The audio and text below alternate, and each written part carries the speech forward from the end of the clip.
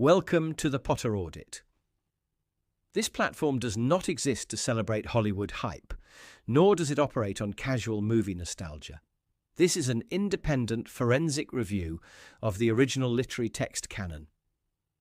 Today, we initiate a targeted investigation into the official records of the British Ministry of Magic, specifically looking at the catastrophic events of June 24, 1995.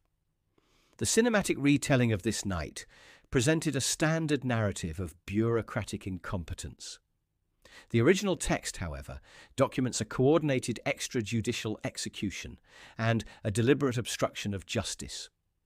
We examine the silencing of Bartemius Crouch Junior. This specific omission by Warner Brothers completely altered the trajectory of the series, sanitizing a dark, systemic critique of government overreach for global theatre audiences. As the entertainment landscape shifts toward the highly anticipated December 2026 HBO television adaptation, correcting these historical media distortions is paramount. We open the case file on the institutional rot that Hollywood deliberately erased from public consciousness. In the late hours of June 24th, a high-security asset was secured within a staff office at Hogwarts School of Witchcraft and Wizardry. Bartemius Crouch Junior, an escaped convict from Azkaban Fortress, had successfully infiltrated the institution for 10 months under a deep-cover identity. He was the primary material witness to the resurgence of a domestic terrorist network. Standard legal protocol demanded an immediate trial before the full Council of Magical Law. Instead, an unprecedented breach of chain of custody occurred within 60 minutes of his capture. The textual record in Chapter 36 of Goblet of Fire details a complete breakdown of administrative oversight. Rather than deploying seasoned investigators from the Department of Magical Law Enforcement, the executive branch initiated a rogue operation. This critical pivot marks the moment the ministry stopped acting as a shield for the public and began acting as a clean-up crew for its own political survival. Minister for Magic Cornelius Fudge arrived on the school grounds accompanied by a personal security detail.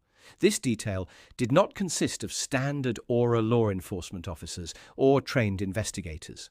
It comprised a single Dementor of Azkaban, acting as an unvetted personal guard. The introduction of this predatory entity into a civilian educational facility violated basic safety mandates. It also bypassed the authority of the headmaster. Albus Dumbledore would later state explicitly, "You should never have brought that Dementor into the castle, Fudge." The presence of this rogue asset demonstrates how the Fudge administration weaponized specialized dark entities to bypass democratic judicial scrutiny. By choosing an executioner over an interrogator, the political executive signaled its immediate subconscious desire to eliminate any evidence that threatened the status quo of their comfortable bureaucratic peace. The literary record details the precise sequence of the breach. Cornelius Fudge entered the room where the bound suspect was held. According to eyewitness testimony from Minerva McGonagall, the minister's hooded escort moved instantly across the threshold without receiving an explicit command. The entity bypassed the traditional interrogation phase entirely. It administered the Dementor's kiss to Barty Crouch Junior before a single official question could be entered into the ministry archive. The original text notes McGonagall's fury. "It cold-cocked him. It took his soul." This was an extrajudicial execution, carried out under the direct supervision of the head of state. It permanently destroyed the chain of evidence. The upcoming HBO adaptation faces the strict creative mandate of restoring this cold-blooded political assassination, stripping away the cinematic filters that previously protected the ministry's reputation. The physical result was total cognitive erasure. The soul was extracted, leaving a living, breathing, but entirely hollow shell. From a legal standpoint, the consequences were absolute. The primary witness connecting the Malfoy, Nott, and Macnair families to a revived terrorist cell was permanently neutralized. Dumbledore summarized the catastrophic fallout perfectly in the text. He cannot give testimony, Cornelius. He cannot bear witness to why he killed those people.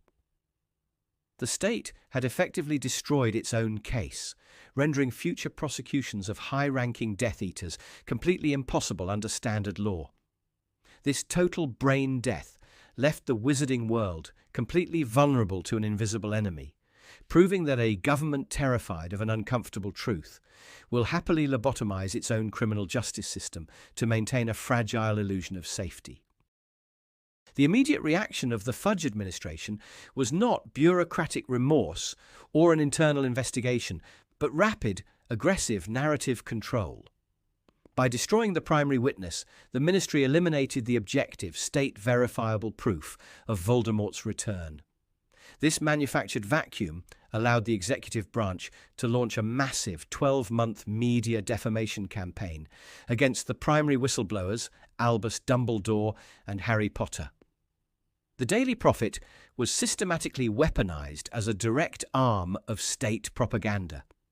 The text outlines how the paper ran targeted psychological operations, branding a traumatized 14-year-old assault survivor as an attention-seeking, delusional liar.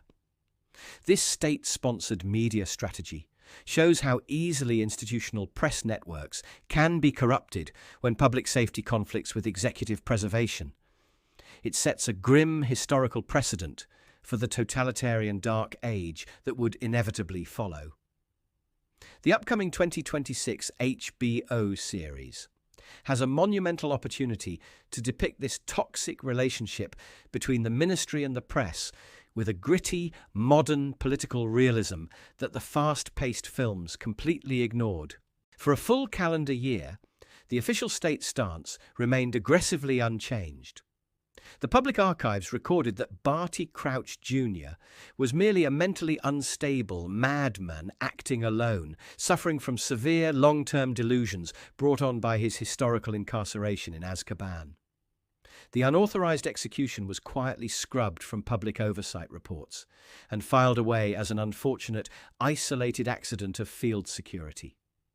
By deliberately burying the details of Crouch's highly successful 10-month infiltration of Hogwarts, Minister Fudge successfully protected his political polling metrics at the direct cost of civilian lives. The book canon universe reveals a stark truth. The Second Wizarding War was not caused solely by the strategic brilliance or dark strength of Voldemort. It was actively facilitated by the cowardice of a state apparatus that preferred a smooth public relations cycle over a harsh defensive mobilization.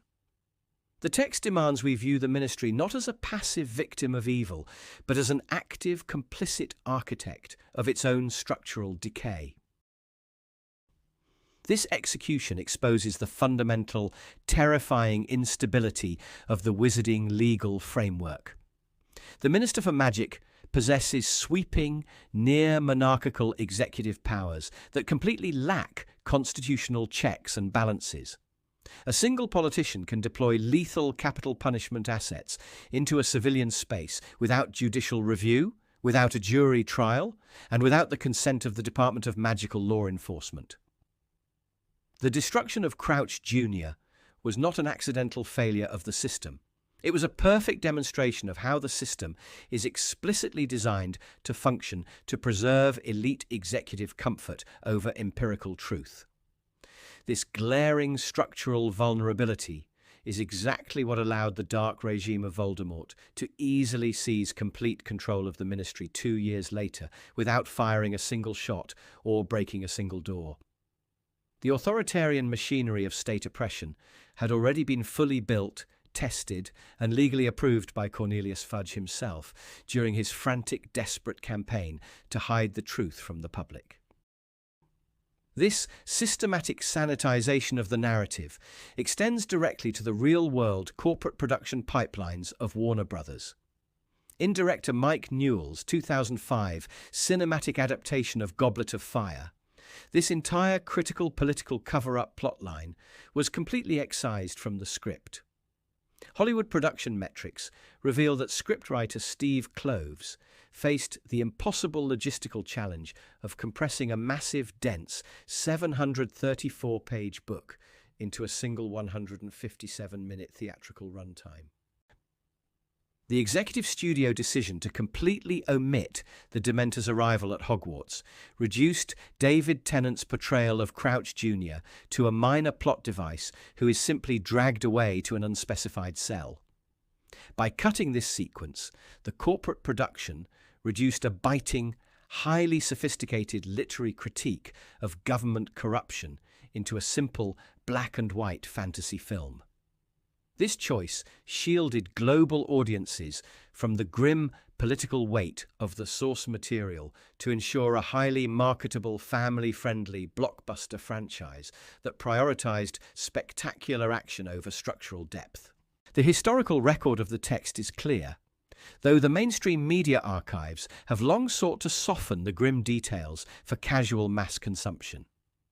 The state-sanctioned silencing of Barty Crouch Junior stands as undeniable forensic proof of what the Ministry of Magic was willing to tolerate to maintain its executive comfort and public image. The upcoming December 2026 HBO television series faces a monumental creative opportunity to restore this deep narrative complexity, bringing the true, unfiltered political horror of the book canon to light for a new generation of viewers.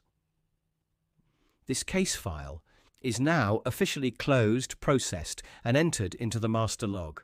Subscribe to the archive immediately to secure your administrative clearance for our upcoming weekly intelligence briefings. Do not rely on Hollywood filters. Stay vigilant.